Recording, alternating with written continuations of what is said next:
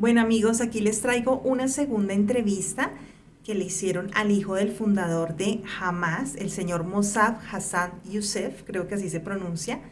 Entonces amigos, es bueno que nos informemos, que conozcamos un poquito de boca de una persona que realmente conoce esta organización, su pensamiento, sus creencias, su visión, su misión, sus ideales, el propósito por el cual hacen lo que hacen, ¿sí? Detrás de qué van.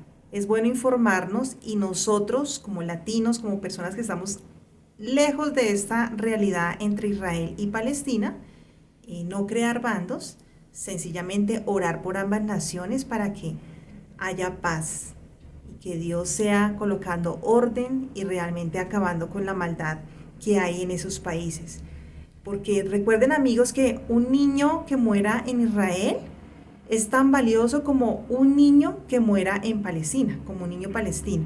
Son igual de valiosos. Recuerden siempre que todas las vidas son valiosas, todas, todas, todas.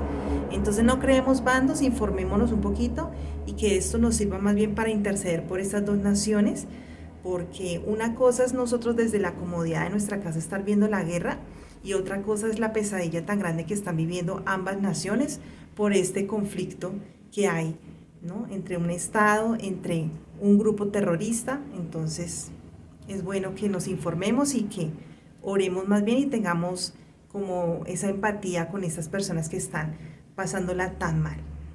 Vamos a escuchar la recomendación que el hijo del fundador de Hamas le hace a Israel para hacer esta incursión en la Franja de Gaza. Okay, first of all, we need to evacuate civilians as much as we can.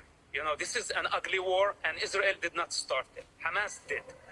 First of all, we need to encourage civilians to go into Egypt, possibly women and children, maybe men over 50 years old.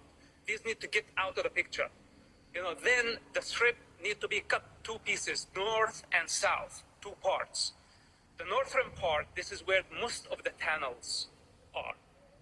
We need to have a solid siege, okay, for long enough to deplete the enemy and to starve them. After that, we may need to explore using gas. This is like, sounds horrible, but I don't see any other option.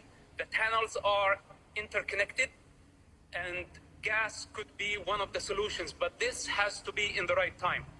We cannot just rush into Gaza. You know, there is no modern army that is prepared for this type of war.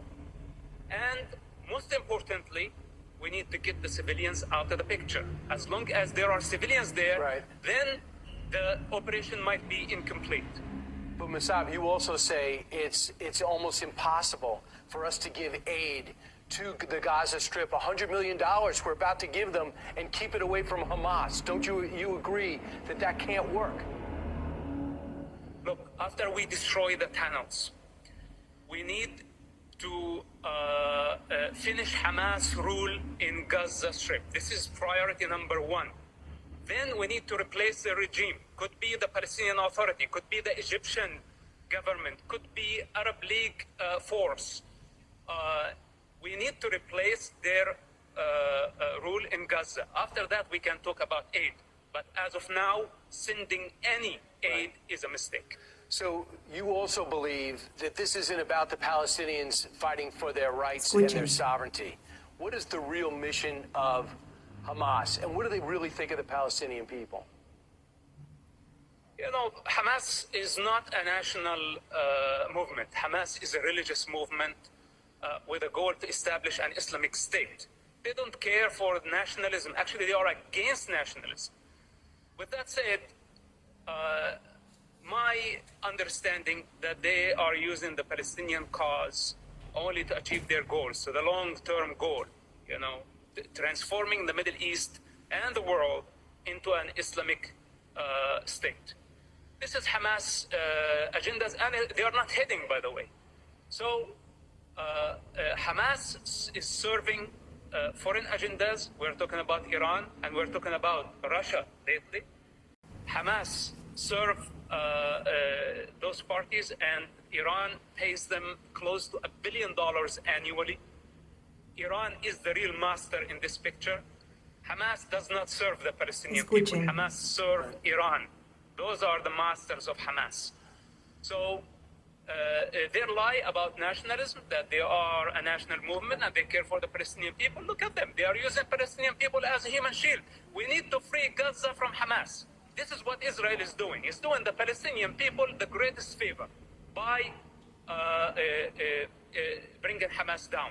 Then the Palestinian people, they just want to live a normal life. They don't want missiles in the most populated area on earth to be launched from under hospitals, from crowded areas, and going suicidal and endangering the life of the entire population of Gaza. Who does that? You've got to be insane to do such an operation. Right. And you're talking about your family that used your family used to believe that, and you used to believe that that was okay, but you don't.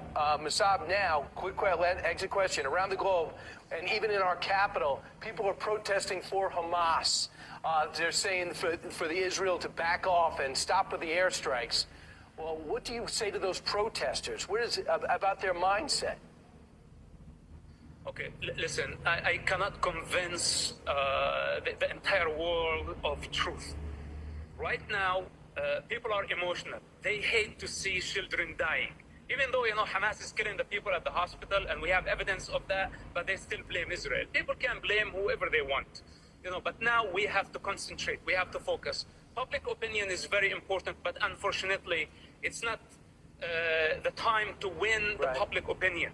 It's the time to win the war against the most brutal terrorist organization living today, And later on, when people look back at the situation, they will understand what we were doing. We should not be afraid of the public opinion. We have to explain as much as we can, and you're doing but that. now we have to concentrate on our goals.